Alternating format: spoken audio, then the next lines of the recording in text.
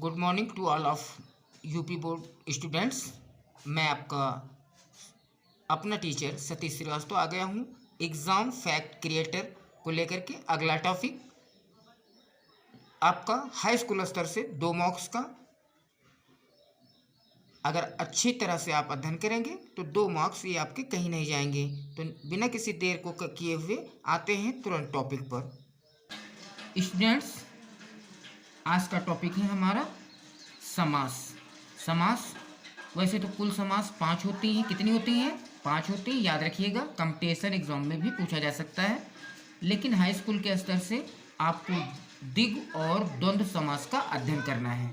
द्विगु और द्वंद्व समास का, इसके लिए मैंने एक सूत्र बना दिया है।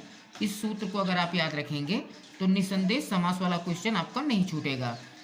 द्विगु है संख्या, द्वंद्व और है, यानी कहने का मतलब है द्विगु में संख्या दर्शाया जाएगा और द्वंद्व समास जहाँ पर होगी तो उसमें और छिपा होता है। क्या छिपा होता है? और छिपा होता है। ध्यान रखिएगा, यहाँ पर द्विगु समास के बारे में हम बता रहे हैं। समस्त पद पहले और उसका विग्रह भी करना पड़ता है एग्जाम में। जैसे मैंने वर्ड ले लिए हैं शताब्दी। शताब्दी का अर्थ होता है 100 वर्षों का चक्र या समूह। 100 वर्षों का चक्र या समूह। इसी तरह से चौराहा, 4 रास्ते जहाँ से जाते हों या जहाँ पर मिलते हों 4 रास्ते। चौपाया, 4 पैरों का समूह। 9 ग्रह, 9 ग्रहों का समूह। पंचानन, 5 सिर जिसके हैं। त्रिभुज, 3 भुजाओं वाला।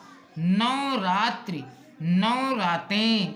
त्रिकोण, 3 कोण वाला। पंचतत्व, 5 तत्वों वाला।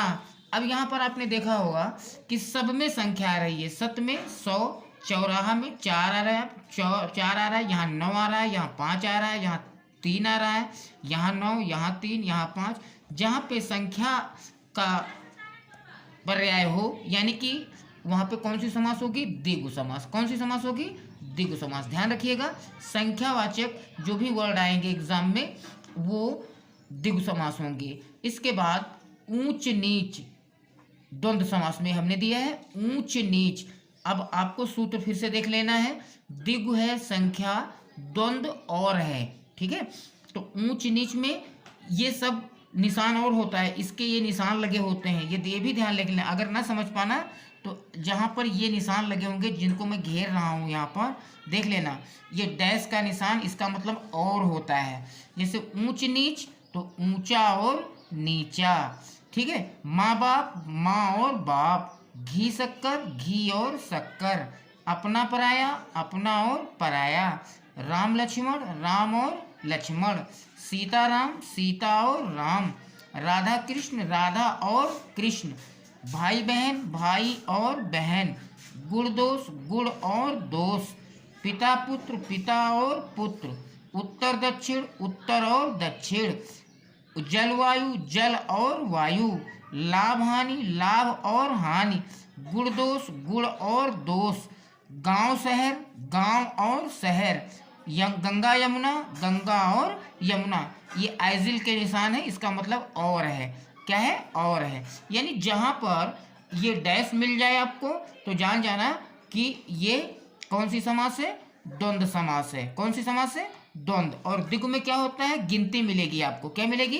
गिनती। इसीलिए मैंने एक सूत्र दिया है, द्विगु है संख्या, द्वंद्व और है। संख्या अगर है तो द्विगु और छिपा है तो द्वंद्व। समझ में आया? क्लियर? तो मिलते हैं नेक्स्ट वीडियो में। तब तक के लिए गुड बाय। स्टडी जारी रखें। That's all the best.